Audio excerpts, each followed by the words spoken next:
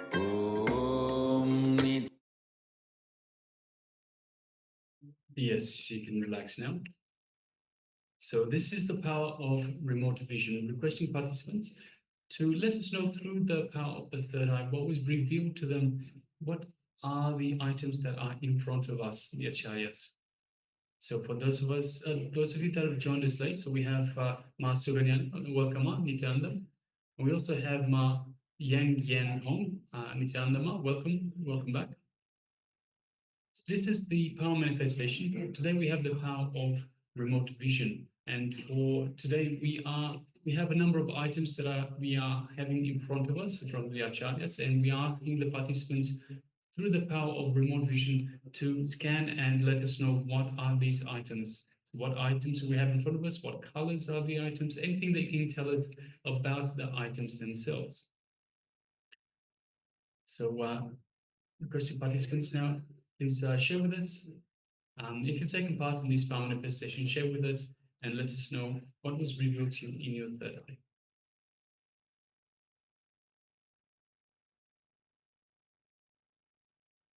And understand that one of the beautiful example of remote vision is the Sanjaya himself.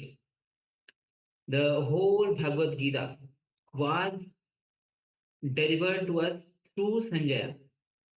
It is sage Vyasa who gave the power of remote vision to Sanjaya to see everything that was the war that is going on in the Kurukshetra war. So the moment at the very first day when Arjuna fell into delusion, in powerlessness, when Krishna started giving the Bhagavad Gita to Arjuna, it is through the mouth of Sanjaya that all the verses are being delivered. So through his vision, this is the power of remote vision. He was able to see everything that was going on in the battlefield, every single detail.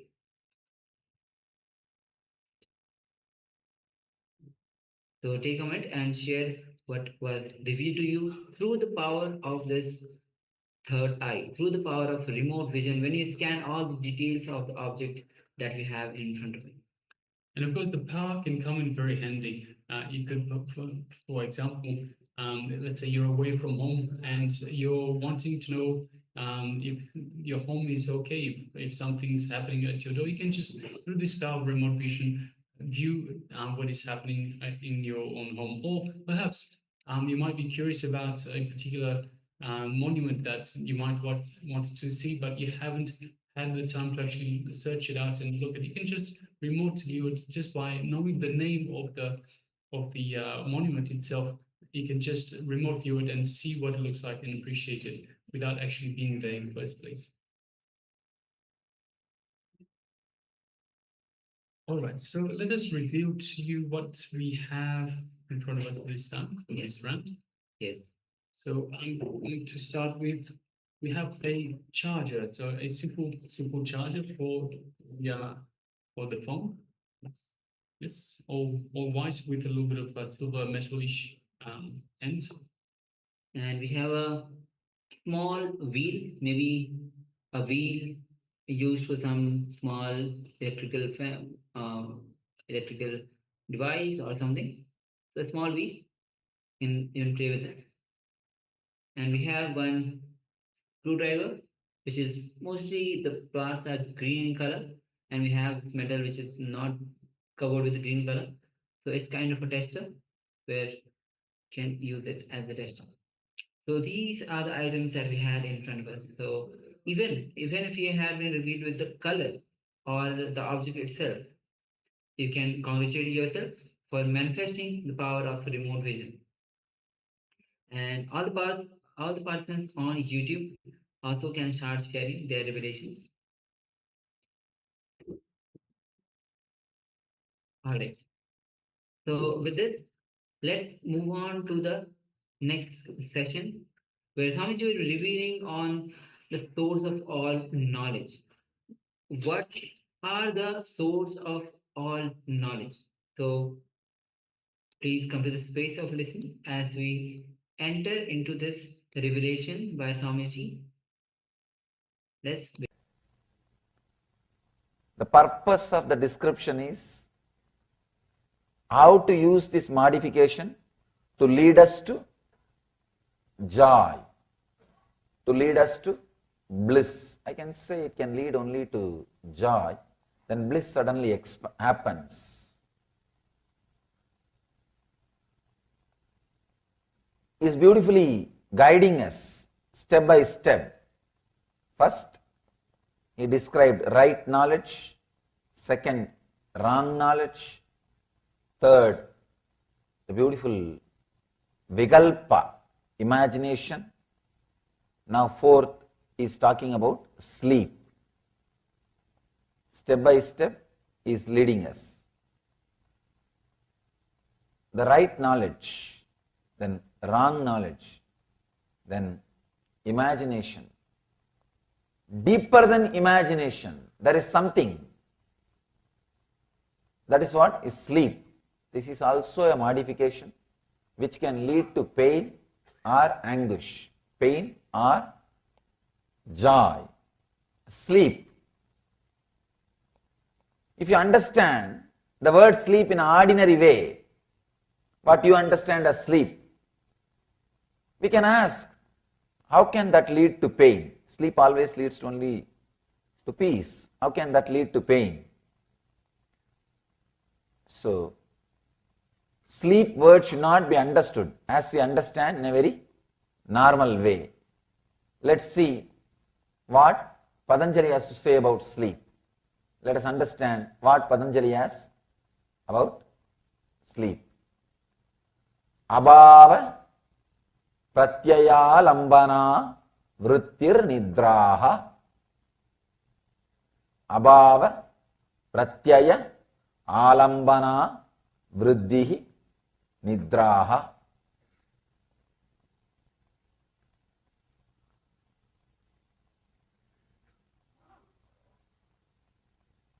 When I read each sutra,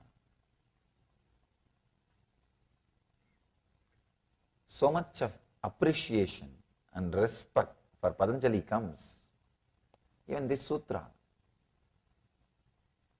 if you have a little Sanskrit background, you can see, you can understand. Right words, not one word extra.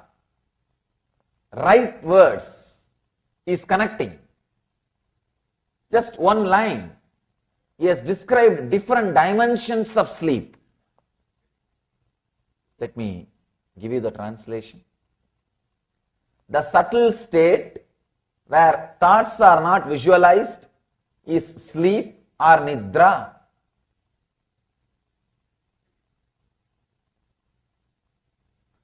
Abhava pratyaya alambana vriddhi nidraha.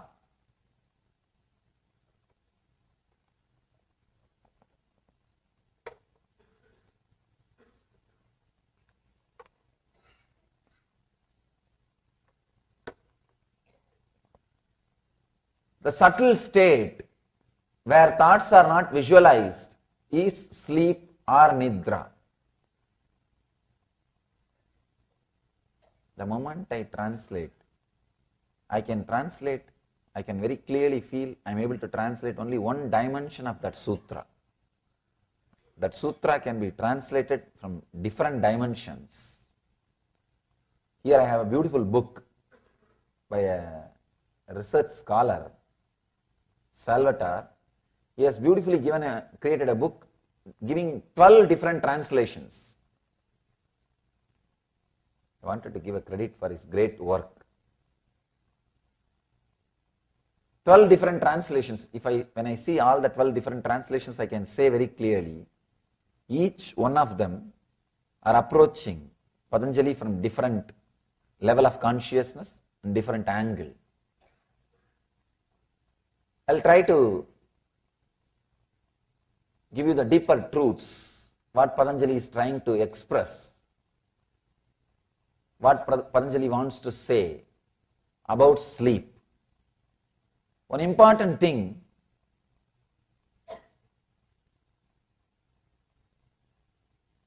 there is no beings which does not spend its time, part of its life in sleep First thing, you can be without right knowledge, without wrong knowledge, without imagination, but you can never be without sleep. You may be able to avoid those three, but you can never avoid sleep. It's almost like you are breathing. Almost like you are breathing. It's your life. 1/3 of your life is spent in sleeping. If you understand the Patanjali's views about sleeping and ability to use that knowledge in your day-to-day life, I can say the whole quality of your life can be transformed. Every single sutra is a complete technique by itself. That is why I have to give so much of introduction to every single sutra. If you are coming every day, you can understand at least 10 minutes I spent in introducing Patanjali and every single sutra. Because every single sutra is a complete technique by itself. I can say every single sutra can create one religion. It has created. There are some religions which work only on sleep.